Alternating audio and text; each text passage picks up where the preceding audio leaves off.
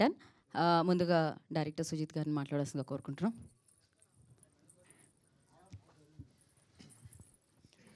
అందరికీ నమస్కారం అండి. సో సినిమా రిలీజ్ అయినప్పటి నుంచి చాలా మంచి రెస్పాన్స్ వస్తుంది. థియేటర్లో కూడా వండర్ఫుల్ రిసెప్షన్ ఇచ్చారు ఆడియన్స్. అండ్ ఆ విన్నింగ్ స్ట్రీక్ ఇప్పుడు ఓటీటీలో కూడా కంటిన్యూ అవుతుంది. అండ్ ఓటీటీలో ఈటీవీ విన్ ద్వారా మాకు ఈ కంటెంట్ని మీ అందరి ముందుకు తీసుకురావడం చాలా సంతోషంగా ఉంది.